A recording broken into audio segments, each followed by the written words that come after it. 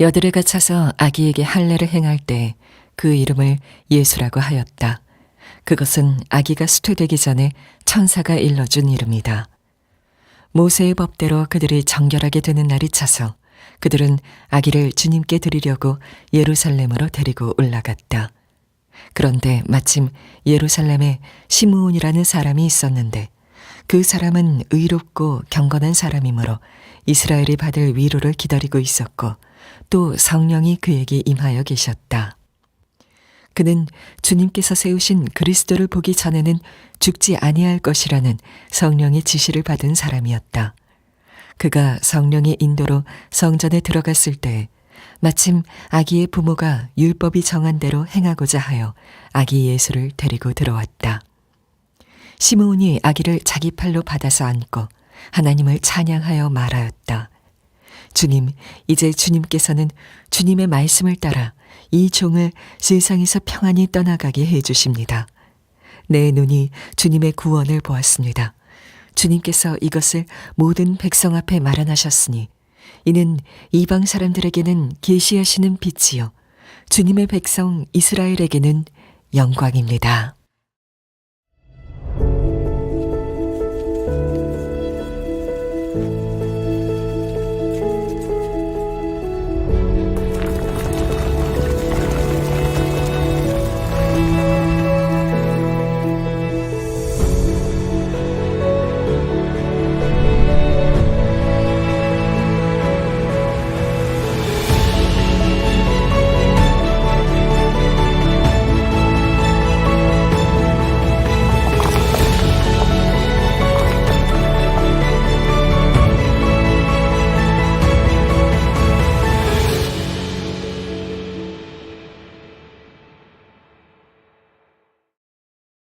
누가복음 주의 임재를 마주하는 달이 세 번째입니다. 삶의 가장자리에서 만난 예수, 삶의 가장자리에서 만난 예수라는 제목의 말씀을 나누도록 하겠습니다. 현대 자본주의 사회에서 사람들이 좋아하는 말 중에 하나가 당신 정말 능력이 있네요. 야, 진짜 바쁘시네요. 야, 스케줄이 어마어마한데요? 라는 이야기일지도 모르겠습니다. 왜냐하면 그 말은 곧 내가 그만큼 중요한 자다, 내가 그렇게 중요하게 쓰임받고 있다라는 증거이기도 합니다. 반대로 참 힘들어하는 시간이 있다면 아무도 나를 찾지 않을 때, 아무도 나에게 연락을 하지 않을 때, 사람들에게 잊혀지는 것 같을 때, 그때가 힘든 시간일 수 있습니다. 물론 저는 그 시간을 굉장히 좋아합니다. 혼자 있는 시간, 또 고독한 시간, 주님과 머무는 시간 참 좋아하지만 물론 사람들이 다 그런 건 아니겠죠. 정말 사회의 중심부로 들어가고자 아등바등하며 살아가는 현대인들의 모습 속에서 한가하다는 것, 멈춰 있다는 것은 도태되어 있다와 거의 동의어로 쓰이기 때문입니다. 그러다 보니까 은연중에 바쁜 것을 유능함으로, 또한 좋은 것으로, 마땅히 그래야 하는 것으로 여기는 사회에 우리가 살고 있어요. 그래서 뭔가가 주변부로 밀려난다, 사람들은 굉장히 싫어하고 심지어 무서워하고 공포에 휩싸이기도 합니다. 영어의 표현 중에 가장자리에 있다라는 표현 중에 on the brink라는 표현이 있습니다. 사전에 보니까 이런 의미가 있습니다. 절벽이나 높은 지대의 끝자락 또는 뭔가 위험하고 나쁜 일이 벌어지려는 시점, 바로 이것을 표현할 때 on the brink of 하고 이제 뒤에 명사를 씁니다. 그래서 이런 표현을 보게 되어지면 진짜 사람들이 인생의 가장자리를 밀려나는 것을 벼랑 끝에 서는 위기라고 느낀다는 것이죠. 내가 주변인이 되었구나, 내가 점차 쓸모없는 사람이 되는 건 아닌가라는 그런 공포와 불안에 휩싸이게 된다는 거죠. 혹시 오늘 예배 오신 분들 중에 그런 두려움과 불안과 공포 가운데 계신 분이 있을지 모르겠습니다. 보건복지부의 통계에 의하면 우리나라 참 안타까운 현상이 지금 가속화되고 있는 것 중에 하나가 고독사의 증가입니다. 2017년에 한 2,400명에서 2024년에는 거의 4,000명 가까이 늘었습니다. 홀로 죽음을 맞이하는 어르신들이, 특별히 80세 이상의 어르신들이 전체에서 23%를 차지할 정도로 굉장히 많은 수를 차지하고 있습니다. 나라에서, 정부에서 이들을 돕고자 하지만 복지의 사각지대가 있습니다. 더 이상 부모님을 부양하지 않는 이 초핵 가족의 시대 속에서 이제는 그렇게 외면받고 버림받는 어르신들이 굉장히 많다는 거예요. 그러니까 교회가 해야 될 일이 굉장히 많습니다. 우리 교회의 어르신들 계속해서 우리가 연락드리고 또한 기도하고 찾아가고 하는 일이 굉장히 중요한 시대가 되어가고 있는 것이죠. 자, 그런데 바로 중심부에서 밀려나는 것을 세상은 굉장히 안 좋게 보지만 이상하게 오늘 본문은요, 그 다른 것을 얘기하고 있습니다. 주변부 인생, 가장자리에 있는 인생에게 찾아온 하나님의 은혜가 있다는 거예요. 자, 오늘 그것을 좀 살펴보려고 합니다. 자, 2장 초반에 보면 드디어 예수님께서 아기 예수의 모습으로 이렇게 태어나셨습니다. 어디에 오셨습니까? 어디에 태어나셨습니까? 구유에 태어나셨다. 여간에 묵을 것이 없어서 구유에 태어나셨어요. 그리고 이제 요셉과 마리아는 참 가난했죠. 그래서 이제 정결 예식이 때가 되어서 성전에 가서 준비를 하는데 예물을 준비해야 됩니다. 레위기 말씀에 의하면 수입에 따라서, 가정 형편에 따라서 주님께서 예물을 정해 주셨어요. 어떤 사람은 소를 드릴 수도 있고, 어떤 사람은 양을 드릴 수도 있고, 어떤 사람은 비둘기를 드릴 수 있습니다. 그러다 보니까 가정 형편에 따라서 이렇게 내면 되는데, 문제는 무엇이냐면 내가 비둘기를 가지고 오면 그것이 다 사람들에게 나의 위치가 드러나게 된다는 겁니다. 요셉과 마리아가 한 쌍의 비둘기를 들고 성전에 갔을 때 사람들은 다 알게 되는 것이죠. 가난한 웬 젊은 부부가 왔구나, 이렇게 알게 되는 거예요. 여러분들 같았으면 어떤 심정이었겠습니까? 요셉과 마리아는 과연 어떤 마음이었을까? 제가 이제 말씀을 묵상하는데 생각난 일이 하나 있었습니다. 미국에 갔을 때 초창기에 참 재정이 쉽지 않았기 때문에 아이들은 어리고 그러다 보니까 나라에 좀 도움이 필요했었어요. 근데 미국에서 유학생들에게도 어쨌든 아이를 데리고 있거나 출산을 하게 되어주면 주는 어떤 혜택이 있었는데 그 중에 하나가 WIC이라고 하는 것이 있습니다. WIC인데 뭐의 약자냐면 woman, 여성과 그 다음에 infant, 영아들, 그 다음에 C는 children의 약자입니다. 그 가족들을 돕는 바우처를 주는 겁니다. 이 바우처를 가지고 이제 마트에 가면, 월마트 이런 데 가면 살 수 있는 항목이 있습니다. 다 살 수 있는 건 아니에요. 위기라고 써 있는 것만, 그것이 우유든 시리얼이든 캔이든 무엇이든 그것만 구매를 해서 내면, 바우처를 내면 이렇게 계산을 할 수 있도록 해줍니다. 문제는 무엇이냐면 그것을 바우처 가지고 내면 어떤 캐시어는 잘 처리해 주기도 하지만 어떤 분은 2번 중에 3번 중에 1번은 모르는 거예요. 이것을 어떻게 써야 하는지. 자, 그럼 어떤 일이 벌어지냐면 매니저를 부릅니다. 그럼 한참 기다려요. 매니저가 옵니다. 그냥 계산해 주지 않습니다. 이게 뭐냐면 하면서 그때 거기서 교육이 들어가는 거예요. 계산을 해야 되는데 거기서 교육을 하고 그러면 시간이 길어지죠. 저만 기다리는 게 아닙니다. 저의 뒤에 있던 많은 사람들이 기다리면서 오늘 줄 잘못 썼다, 이런 생각하면서 약간 짜증난 표정으로 저와 아내와 아이들을 쳐다봅니다. 그 순간 다 드러나게 되죠. 웬 가난한 아시안 젊은 부부가 와서 계산을 하는구나. 아마 요셉과 마리아가 혹시 그런 심정은 아니었을까 생각을 했습니다. 물론 아기 예수를 품에 안고 하나님이 우리에게 이 영광스러운 하나님의 아들을 보내주셨으니 아마 그 감격이 훨씬 더 컸겠죠. 그러나 성전에 갔을 때 아무도 그 부부를 주목하는 사람은 없었을 겁니다. 소 하나 끌고 가면 주목했겠지만 비둘기를 들고 간 그 마리아와 요셉을 주목하는 이는 없었고 심지어 아기 예수를 알아보지도 못했습니다. 그 자리에 또 다른 주변부 인생이 있었는데 바로 시므온과 안나입니다. 이 시므온이라는 사람의 나이는 본문에 나와 있지 않아요. 그런데 아마 이제 아기 예수를 안고 나서 자연스러운 죽음을 맞이한 것으로 봐서 아마 노년이었을 것이라고 추정을 합니다. 성경은 그를 대제사장이나 서기관이다 어떤 타이틀과 포지션을 얘기하지 않습니다. 아무런 것을 가지고 있지 않았어요.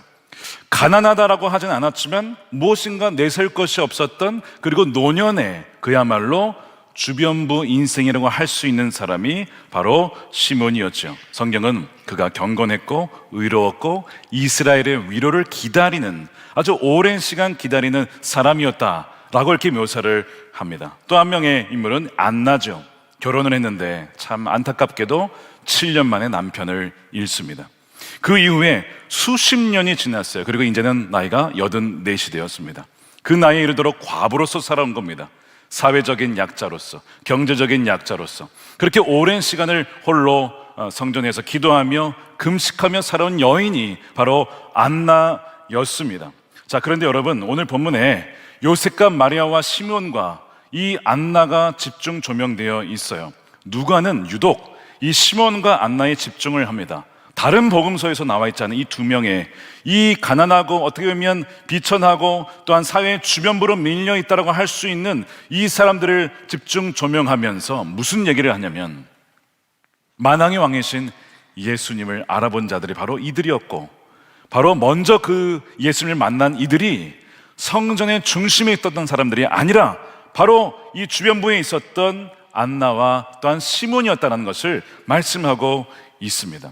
여러분, 어떤 이유에서든지, 그게 건강이 문제였든지, 그게 어떤 재정의 문제였든지, 어떤 이유에서든지 삶의 중심부에서 좀 밀려나고 있다라고 그렇게 경험이 되는 분들이 계십니까? 오늘 예배에 참여하신 분들 중에 뭔가 중심이 아니라 이제는 좀 더 바깥쪽으로 밀려나는 것 같고 가장자리로 밀려나는 것 같다라고 느끼시는 분이 계시다면 아마 오늘 이 말씀이 여러분들에게 분명하게 성령을 통해 주시는 말씀인 줄로 믿습니다. 오늘 말씀에 보면 바로 그들이 하나님이 주목한 사람이었고 그들을 통해서 예언적인 말씀을 통하여 그것이 또한 이루시기 때문입니다. 자, 오늘 말씀에 보면 참 신기한 게 뭐냐면 성전에 많은 사람들이 있었을 거예요.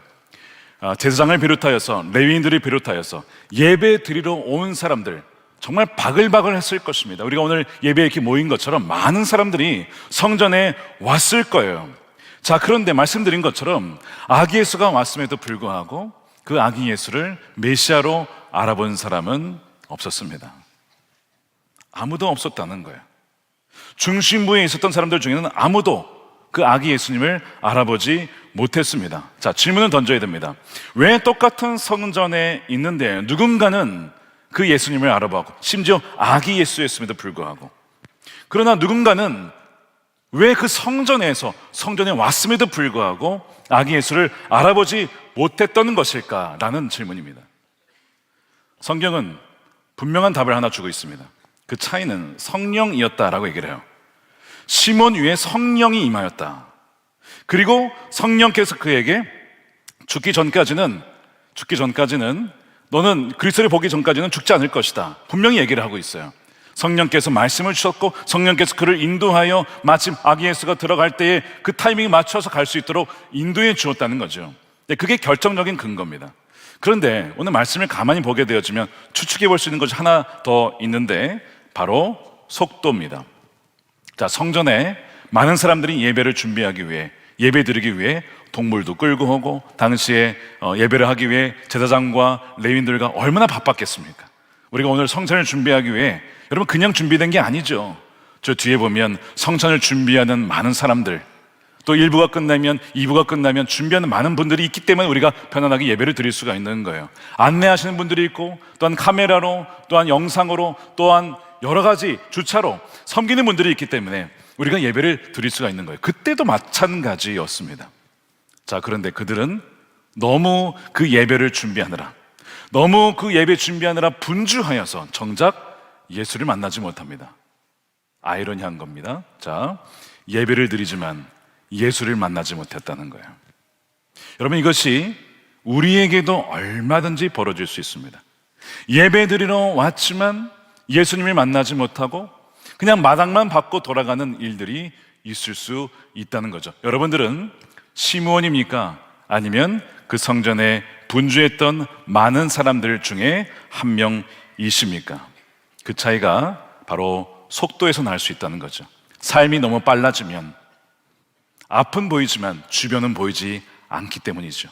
삶이 너무 빠르면 주변에 있는 사람들을 도구화하거나 비인격화합니다. 아내가 보이지 않습니다. 남편이 보이지 않습니다. 자녀가 보이지 않고 동역자가 보이지 않고 오로지 일, 사역, 업무, 실적, 그것만 보고 달려가는 거예요. 그러니까 누구를 놓칩니까? 중요한 사람을 놓쳐요. 심지어 주님을 놓칠 수도 있는 거죠. 우리에게 지극히 작은 아기 예수의 모습으로 주님이 오셨을 때 우리는 과연 알아볼 수 있을까요? 제가 지난주에 이제 세미나를 함께 유기성 원로 목사님과 섬기고 쉼을 잘 갖지 못하고 또 예배 준비를 하러 들어갔습니다. 말씀을 준비하고 묵상하고 오늘 본문 말씀과 또한 금요일 말씀을 준비하고 있는데 갑자기 한 연락을 받게 되었습니다. 우리 교회 한 20년 정도 오래 다니신 분이신데 일부 예배 아마 나오시는 것 같아요.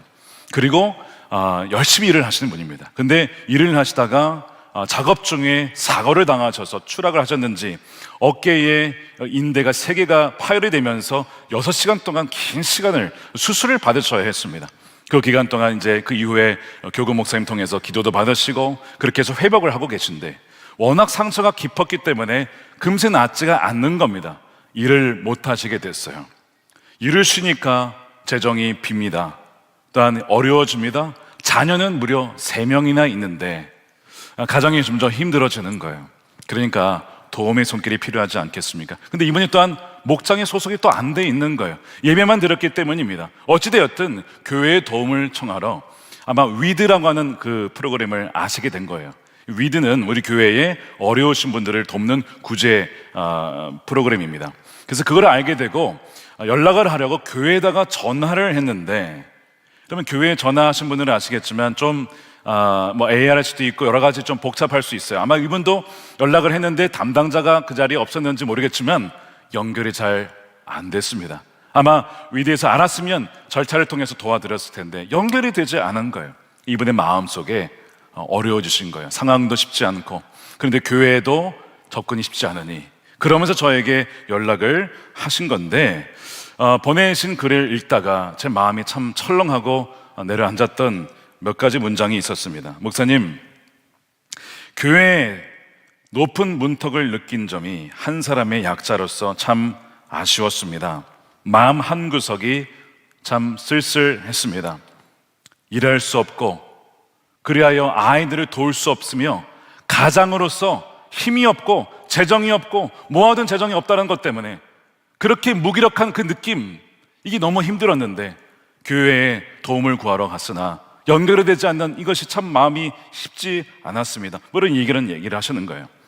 제가 말씀을 준비하다가 마침 오늘 본문을 묵상을 하던 중에 그 성전에서 예배를 준비하면 분주하게 하나님께 예배를 드리겠다라고 하는 그 대제사장과 제사장 그리고 레위인들, 정작 예수님을 만나지 못했던 그 사람들의 생각이 나면서 그게 다름 아니라 바로 나였구나.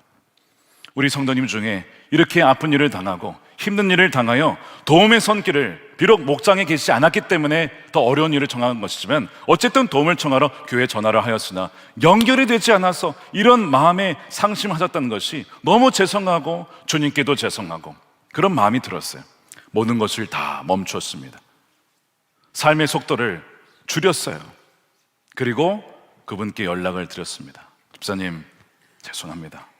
담임자로서 우리 성도님의 그 아픈 형편을 더 잘 세심하게 돌봐드리고 교회에 잘 연결될 수 있도록 그렇게 시스템을 또 만들고, 물론 공평하게 많은 분들에게 절차에 따라 살 수 있도록 시스템을 만들었지만 그것이 아마 성도님에게는 높은 장벽이 되었던 것 같습니다. 제가 대신 사과를 드립니다. 빨리 담당자와 논의하여서 도울 수 있도록 그렇게 하겠습니다 하고 제 연락을 드렸어요. 다음날 바로 다시 답장이 왔습니다. 목사님 감사합니다. 참 막막했습니다. 어떻게 살아야 하나, 이 기간을 어떻게 보내야 하나, 오직 기도뿐이었는데 마치 엘리야에게 보내주신 까마귀처럼 저에게는 큰 위로와 희망이 되었습니다.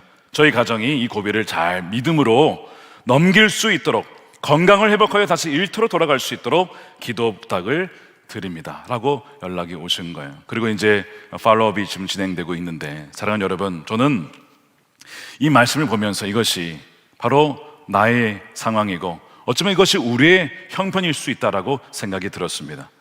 성전에서 아기 예수가 왔지만 정작 예배 드릴 때에 예수님을 만나지 못하고 다른 분주함에 뺏겨서 삶의 속도가 너무 빨라서 정작 중요한 사람을 놓쳐버린 것이 바로 나였고 바로 이것이 우리가 아닌가를 돌아봐야 된다는 것이죠. 누가복음 2장 후반부에 보면 비슷한 사건이 또 벌어집니다. 예수님이 12살이 되어서 요셉과 마리아와 함께 부모님과 함께 예루살렘에 갔다가 그리고 다시 돌아오는 거예요. 하룻길을 한참 갔어요. 당연히 예수가 우리 동행 중에 있는 줄 알고 그렇게 쭉 하룻길을 갔는데 글쎄 없는 겁니다. 중간에 빠진 게 아니라 아예 처음부터 데려오질 않았다는 거예요. 기가 막힌 일이 벌어진 거죠. 왜 이런 일이 벌어졌느냐? 말씀해 보니까 예수가 동행 중에 있는 줄로 생각하고 갔다는 거예요. 근데 진짜는 없었어요. 예루살렘에 두고 왔어요. 다시 돌아가서 예수를 찾아다가 성전에 있는 예수를 데려다가 다시 돌아오는 그 장면이 나오게 됩니다. 여러분, 이 말씀이 괜히 쓰여진 게 아닙니다. 말씀드린 것처럼 빨리 가야지, 실적을 내야지, 심지어 예배를 드려야지라고 하면서도 마음의 중심에 주님이 아닌 다른 것에 엉뚱하게 사로잡혀 있거나 빨리빨리 해치우고 무엇인가를 해야지 속도에 빠져 있다라가 정작 예수님을 놓쳐버릴 수 있다는 것입니다. 사랑하는 여러분, 성전에서 예수님을 알아보지 못한 사람들의 원인은 예수님이 거기 안 계신 게 아니라 예수님이 계셨지만 정작 그들이 예수님을 알아보지 못한 거예요. 관심이 엉뚱한 곳에 가 있었고 삶의 속도가 너무 빨라서 주위를 돌아볼 수가 없었기 때문입니다. 반면에 이 시몬과 안나는요, 성령 가운데 깨어 있었습니다. 말씀드린 것처럼 성령께서 지시를 하셨죠. 26절에 그는 주님께서 세우신 그리스도를 보기 전에는 죽지 아니할 것이라는 성령의 지시를 받은 사람이었다. 자, 왜? 저는 질문이 드는 거예요. 왜 이 시몬에게 말씀하셨을까? 저 말씀을 묵상하는데 시몬에게만 말씀한 게 아니다라고 하는 마음이 들었어요. 사람들에게 다 말하였지만 알아들은 것이 시몬뿐이었다. 알아들은 것이 시몬뿐이었다. 이미 성경의 구약의 수많은 선지자를 통하여서 예수님이 어느 마을에 태어날지, 이미 어느 지파로 태어날지 다 말씀해 주셨어요. 그런데도 사람들은 관심이 거기에 없었다는 거예요. 오로지 시몬에게만 우리 메시아 주님이 언제 오셔서 우리 이스라엘을 위로해 주실까? 이 백성들을 위로해 주실까? 그런 마음을 가졌고 그 하나님께 마음을 초점을 드렸을 때에 바로 성령께서 하신 말씀을 이 시몬이 알아들을 수가 있었던 것이죠. 여러분들 마음속에, 생각 속에 지금 무엇이 있으십니까? 정작 예배당에 와도 주파수를 성령께 맞추지 못하면 주님을 알아보지 못하고 말씀을 하셔도 알아듣지 못할 수 있다는 거죠. 어떤 분이 이제 다니엘 21일 금식 기도를 성실하게 하신 것 같아요. 우리 교회 성도님은 아니시지만 연락이 왔습니다. 목사님, 제가 21일 동안 정말 어떤 주제를 가지고 하나님의 뜻을 구하고 응답을 받기 위하여 그렇게 기도하였습니다. 근데 놀랍게도 아무런 응답이 없었습니다. 목사님, 이거 저 사기당한 거 아닌가요? 목사님, 이거 가짜 아닌가요? 뭐 그런 마음이 든다는 거예요. 여러분 혹시 그런 분 계십니까? 뭔가 21일 금식하고 나면 대단한 역사가 일어나야 될 텐데 아무런 응답이 없고 아무런 변화가 없고 상황은 그대로인 그런 분들이 아마 계시리라 생각합니다. 그러니까 이분이 이제 질문이 아무런 응답 없는데 이거 뭐 어떻게 된 거냐 이거죠.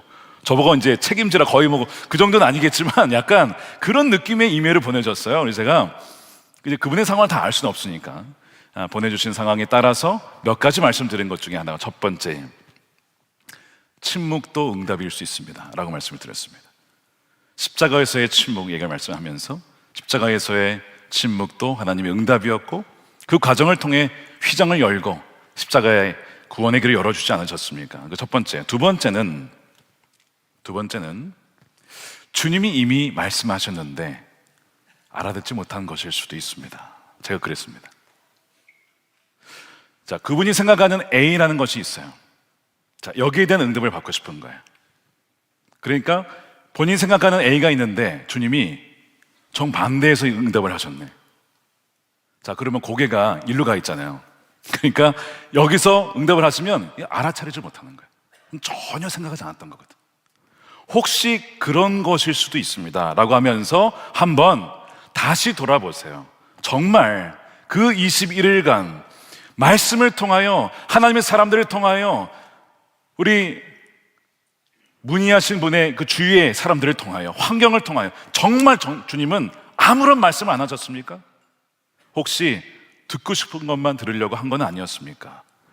그분이 이런 얘기를 하죠. 아, 그럴 수도 있네요. 그럴 수도 있네요. 정말 그런 것 같습니다. 제가 다시 지난 21일을 돌아보도록 하겠습니다. 이렇게 답장이 왔어요. 여러분, 마찬가지입니다. 시몬만 하나님이 말씀하신 것이 아니라 말씀을 다 했지만 시몬만 알아들은 거예요. 발신의 문제가 아니라 수신의 문제가 있었던 것이죠. 수신의 문제가 있었기 때문에 알아듣지 못한 것입니다. 파커 팔머라고 하는 교육자가 쓴 책 중에 모든 것의 가장자리에서 라는 책이 있습니다. 그 책에서 이런 얘기를 해요. 잘 들어보세요. 나의 삶이 좋은 것은 무엇보다 끝자락에서 바라보는 시선이 놀랍기 때문이다. 내 생애가 완전한 파노라마로 들어오는 것이다. 가장자리에서 on the brink에서는 한가운데 있을 때는 보지 못한 온갖 것을 볼 수 있다. 나는 모든 것의 가장자리에 있기를 좋아한다. 그것이 과거와 현재와 미래에 대한 새로운 시야를 열어주기 때문이다. 삶을 빚어내고 추동하는 내적 역동에 대한 새로운 통찰을 주기 때문이다. 그러나 지금까지는 나는 나이가 내 속도를 늦춰주기 전까지는, 이제 이분이 70세 넘어서 이 글을 쓰면서 쓴 글이에요. 나이가 내 속도를 늦춰주기 전에 건강의 문제든 노화의 문제든 여러 가지 그것 때문에 삶의 속도가 늦춰지기 전까지는 눈만 뜨면 곧바로 일을 하기 위해서, 집필하기 위해서 키보드를 두드리기 시작했기 때문에 정작 내 주변에 하나님이 주신 아름다움을 발견하지 못했고 눈을 돌리지 못했다는 거죠. 사랑하는 여러분, 가장자리에 있을 때는 한가운데에서도 보지 못한 것을 볼 수 있게 된다는 거예요. 어쩌면 성전에서 주님을 만나지 못한 이들은 너무나 자신이 중심이 되고자 했기에 주님을 만나지 못한 것일 수도 있습니다. 내가 높아지려고 하면 주님이 보이지 않죠. 정작 산 봉우리로 가면 봉우리가 보이지 않습니다. 내려와서 바깥에서 봐야 봉우리가 보이게 되는 것이죠. 세례요한이 이런 얘기를 하죠. 그는 흥하여야 하고 나는 쇠하여야 하리라. 그래야 주님이 드러나기 때문입니다. 내가 이렇게 중요한 사람이야, 너무나 귀하게 하나님이 쓰임받지만, 그러나 어느덧 내 중심에 주님이 아니라 사람이 중심부가 되고자 할 때 우리는 주님을 놓칠 수가 있다는 거예요. 주님은 우리의 화려한 성취를 보고 그 사람을 택하는 그런 분이 아니십니다. 우리 마음의 중심을 보시고, 세상 사람들이 무시할지 모르겠지만 오히려 그 변두리 인생 같지만 바로 그 자리에 찾아오셔서 그 삶의 느린 자리에서 성령과 공명하는 그 영혼을 찾으시며 바로 그에게 말씀하시고 그를 통하여 하나님의 역사를 이루신다는 것입니다. 자, 드디어 긴 기다림의 끝에 이 시므온이 아기 예수를 알아보고 아기 예수를 품에 안습니다. 야, 이 영광스러운 순간이죠. 그 아기 예수를 가슴에 안고 그러면서 하나님을 찬양을 하는 거예요. 29절에 주님, 이제 주님께서는 주님의 말씀을 따라 이 종을 세상에서 평안히 떠나가게 해 주십니다. 이제 소위 군대에서 이제 전역 명령이 내려진 거예요. 자, 잘하였다. 너의 사명은 이제 다하였다. 주님께서 그의 사명을 다하였다라고 풀어 주시면서 영광스러운 안식으로 들어가게 됩니다. 사람들이 보기에는 실패한 인생, 주변부 인생, 가장자리 인생, 뭐 하나 내세울 것 없는 그 인생이 시몬과 안나였지만 오늘 말씀을 가만히 보십시오. 시몬의 입술을 통하여 얼마나 놀라운 예언이 선포됩니까? 모든 백성 앞에 영광을 주셨고 이방 사람들에게 계시하는 빛이고 주님의 백성 이스라엘에게는 크나큰 영광입니다라는 놀라운 계시의 말씀을 그 사람들이 주목하지 않았던 시므온을 통하여 그렇게 하나님은 말씀을 하게 되시는 거예요. 사랑하는 여러분, 여러분들이 지금 이제 연세가 드시고 몸이 약해지시고 또한 삶의 중심에서 주변부로 혹시 밀려나 있는 상황이라고 느껴지십니까? 바로 그 순간이 다시 중심으로 들어가려고 아등바등하기 이전에 먼저 주님이 찾아오시고 주님이 가장자리에서 만나 주시기 위한 하나님이 허락하신 시간인 것을 한번 생각해 보시기 바랍니다. 바로 그 자리에서 내가 전혀 생각하지 못했던 하나님의 말씀과 음성과 하나님의 인도하심이 여러분들에게 부어지게 될 줄로 믿습니다. 시몬과 안나의 공통점은 주님을 떠나서는 저는 아무것도 아닙니다 라고 철저히 무능력을 인정했던 사람들입니다. 자, 지난주 말씀 기억나십니까? 지난주의 말씀에 이런 말씀이 있었습니다. 마리아가 고백하기를 줄인 자는 배부르게 하시고 배부른 자는 빈손으로 보내셨다. 사람들이 나는 가졌다, 나는 내 스스로 내가 할 수 있어, 라는 사람들은 그냥 보낸다는 거야. 그런데 마음이, 심령이 가난한 사람, 갈급한 사람, 그 사람들은 하나님이 채워주시고 붙잡아 주시고 인도해 주신다는 것이죠. 정확하게 시므온과 안나가 그러했던 삶이었습니다. 어느 누구도, 심지어 대제사장이 아기 예수를 아는 것이 아니라 어떻게 보면 인생의 빈손처럼 보였던 시므온이 아기 예수를 안았다는 것은 이것이 바로 복음의 역설인 것이죠. 그들의 삶이 결코 헛된 삶이 아니었다는 것입니다. 그 기다림의 시간이 영광의 시간으로 변화되는 순간이었죠. 빛의 화가 렘브란트라는 사람이 있습니다. 오늘 말씀을 준비하면서 뺄래야 뺄 수가 없는 사람인데요, 이 사람은 젊은 시절에 부와 명예와 실력과 그 모든 것을 갖추었던 사람입니다. 그 명예와 부의 중심부에 있었는데요, 참 안타깝게 인생의 중반에 아내를 잃고 자녀까지 있는 안타까운 사건을 경험하게 됩니다. 그리고 파산하여 철저한 주변부 인생으로 그렇게 살아가게 되죠. 자, 그런데 이 미술 사학자들이 얘기하기를 렘브란트의 영혼이 가장 빛나고 숭고하고 고귀했던 때가 언제냐라고 하면 참 아이러니하게도 이 마지막 말년의 순간이었다는 것을 하나같이 얘기를 하고 있습니다. 그러면서 그가 비록 완성하지는 못했지만 유작으로 남긴 했지만 그가 마지막으로 남긴 그림이 바로 이 시므온 그림입니다. 아기 예수를 아는 시므온이었어요. 자, 렘브란트가 죽기 전에 왜 시므온을 택했을까? 마치 자신의 삶이 시므온과 흡사하다라고 여겼기 때문입니다. 거기에 보면, 그림에 보시면 뒤에 마리아가 아주 희미하게, 그러니까 원래는 저기 붓터치가 다 되지 않아서 아마 완성을 못한 것 같습니다. 그런데 후대에 누군가가 그린 것 같다라고는 평가가 있습니다. 어쨌든 중요한 것은 이 시몬을 보시면요, 노년의 시몬이죠. 육안의 시야가 닫혀 있는 자리에서 믿음의 시야가 활짝 열리는 그 얼굴을 그리고 있습니다. 육신의 눈은 어두워서 세상의 화려함은 보지 못하는데 영혼의 눈은 그 어느 때보다 밝게 빛나고 그 품에 안긴 구원의 빛을 응시하고 있는 그 모습입니다. 시몬은 비록 겉사람은 노쇠하고 약해진 모습이지만 완주한 믿음의 얼굴을 하고 있습니다. 그의 믿음의 경주와 기다림이 헛되지 않았다는 거죠. 자, 렘브란트가 죽기 전에 시몬을 택한 이유, 내 삶이 마치 시몬과 같다는 거죠. 주변부 인생, 아무도 주목하지 않는 가장자리에서, 그 삶의 가장자리에서 우리 주님의 구원을 직접 눈으로 보는 것을 그는 말이 아니라 그림을 통해서 지금 표현하고 있는 겁니다. 마치 이렇게 고백하는 거죠. 내 인생은 실패가 아니다, 헛되지 않다. 세상에서는 밀려난 줄 모르겠지만 멈추어선 이 자리, 이 빈손으로 나는 구원의 빛인 영광을 보았고 그 구원을 손에 안았기 때문이다 라는 것을 렘브란트는 물감을 통하여 또한 페인트를 통하여 그렇게 고백을 하고 있는 것이죠. 사랑하는 여러분, 오늘 사부 예배에 오신 여러분들의 삶을 저는 다 알 수 없지만 혹시 가장자리에 있는 분이 계십니까?